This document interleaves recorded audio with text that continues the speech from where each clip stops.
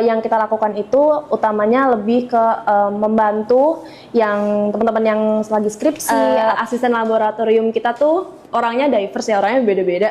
Ada yang pendiam, ada yang emang cerewet, ada yang dia diem tapi sekalinya ngomong itu lucu gitu. Jadi kayak emang orangnya beda-beda. Jadi karena perbedaan itulah yang bikin jadi menghidupkan suasana gitu. Jadi halo GP Friends, selamat datang dan salam kenal. Saat ini GP Friends sedang menyaksikan seri keempat dari Polytalk dari GP Tech SCUI. Di Polytalk ini kita bakal mendatangkan narasumber keren dan berbincang seputar tema besar yaitu asisten laboratorium. Hari ini kita akan membahasnya dari berbagai sudut pandang. Di episode kali ini kita akan membahas topik-topik menarik, gak cuma seru, tapi juga menambah pengetahuan kita tentang asisten laboratorium. Kenalin, nama aku Putra Baskara dari GP Tech SCUI yang bakal jadi host untuk Polytalk 4 ini. Di sini aku ditemenin sama narasumber yang super keren. Beliau adalah mahasiswi dari Departemen Teknik Metalurgi dan Material. Dan mungkin untuk lebih lengkapnya, narasumber kita bakal perkenalan dulu ya. Oke, halo GP Friends. Perkenalkan, nama aku Rajwa. Di sini aku dari jurusan Teknik Metalurgi dan Material. Sekarang aku udah tahun ketiga dan di sini aku adalah salah satu asisten laboratorium di laboratorium polimer atau laboratorium GP Tech. Senang banget Kak Raju bisa bergabung dengan kita di sini. Untuk mulai, boleh diceritain dulu nggak Kak pengalaman Kakak sebagai seorang asisten laboratorium dan tugas utamanya apa sih? Oke, jadi kalau di asisten laboratorium ini, sebelumnya disclaimer, jadi asisten laboratorium ini kita nggak punya praktikan, jadi yang kita lakukan itu utamanya lebih ke membantu yang teman-teman yang lagi skripsi atau misalnya ada mahasiswa pasca sarjana yang sedang melakukan penelitian. Dan di sini kita juga membantu menyediakan untuk kebutuhan-kebutuhan di lab, misalnya kayak dari bahan sama alat gitu sih. Cukup luas ya cakupannya Kak. Kalau boleh tahu apa aja sih bidang yang ada di lab ini dan apa tugas spesifik dari tiap bidangnya gitu? Oke, jadi kita itu ada kurang lebih 10 bidang termasuk koordinator lab dan juga wakil koordinator lab. Terus untuk spesifik bidangnya itu ada penanggung jawab lab pengukuran, lab karakterisasi, lab sintesis, lab bahan, terus ada juga humas sama scheduling, terus K3 juga.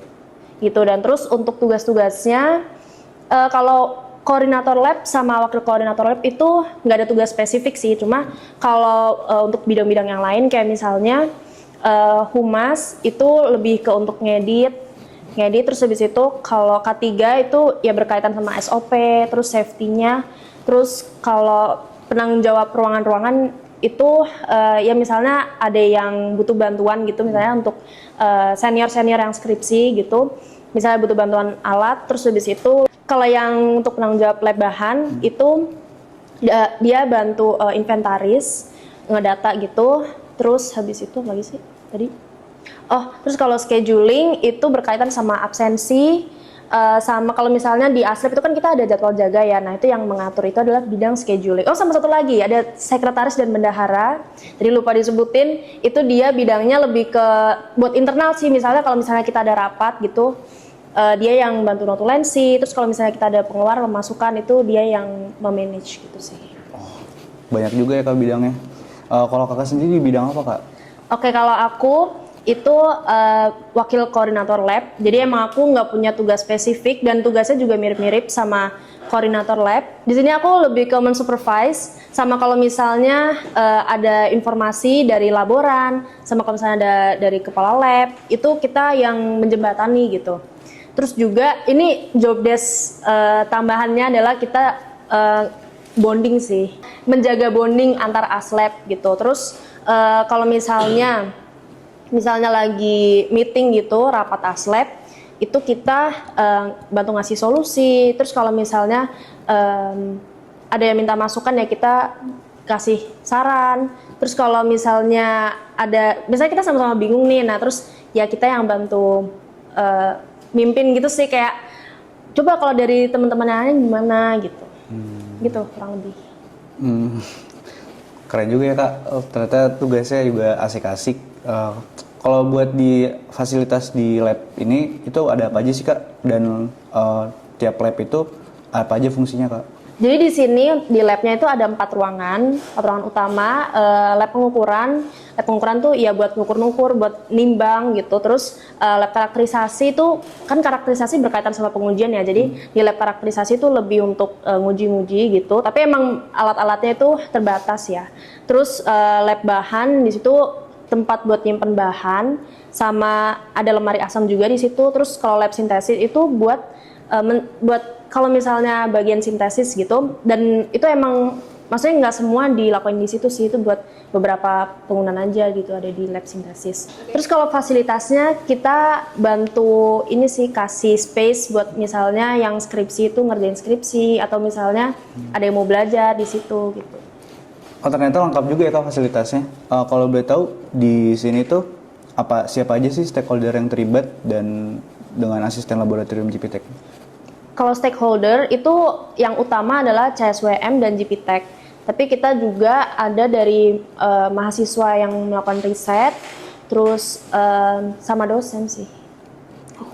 Banyak juga ya Kak yang membantu dalam keberlangsungan laboratorium GPTech ini. Kalau boleh tahu selama menjadi aslab, apa sih tantangan dan masalah yang Kakak hadapi? Kalau tantangan tuh biasanya nih utamanya tuh adalah terkait sama safety gitu kan. Karena kita lab, jadi kan biasanya yang diperhatiin kan gas lab, terus pakaiannya, sepatu, terus sama misalnya pakai sarung tangan, masker, sama absensi itu biasanya juga perlu kita perhatiin ya. Gitu sih, dan tantangannya adalah gimana caranya kita mengkontrol semua yang pakai lab itu menjaga safety itu gitu. Gimana kita mengkontrol orang-orang yang pakai lab itu aware sama safety-nya diri sendiri gitu. Terus sama biasanya kalau misalnya ada masalah alat, kekurangan bahan itu sih, itu yang kadang jadi tantangan sendiri buat aslab. Gitu.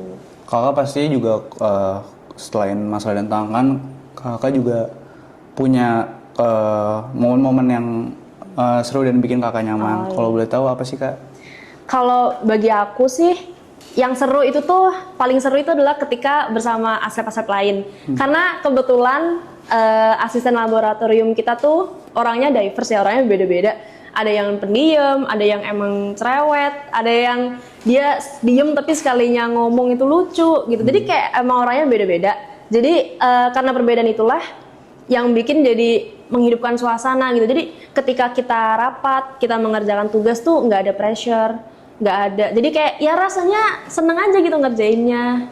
Gitu, makanya kita sebagai koordinator lab sama wakil koordinator lab itu berusaha untuk menjaga itu semua gitu. Jadi bukan cuma sibuk tapi banyak seru-seruannya juga. Iya, ya, ada Kak? serunya juga. Mungkin buat penonton nih ada yang penasaran nih Kak dan mau tertarik buat join aslab di GPTech ini. Kalau boleh tahu gimana sih alur penerimaan aslab di GPTech ini juga ya Kak buat kalau untuk alur penerimaan kita nggak strict banget ya. Jadi cukup dengan berkas, terus pengumpulan berkas ya, terus habis itu kita ada FGD, terus sama wawancara yang terakhir. Nah, kita itu sistemnya tidak eliminasi, jadi nanti akan diakumulasi gitu di akhir. Oh ternyata gak ribet juga ya Kak buat jadi aslab di GPTech. Kita jadi tahu gimana alur penerimaan di GPTech ini. Oke, sebelum berakhir mungkin ada nggak Kak pesan buat penonton dari Kak Rajwa buat GP Friends yang nonton yang mungkin minat menjadi asisten laboratorium di GPTech?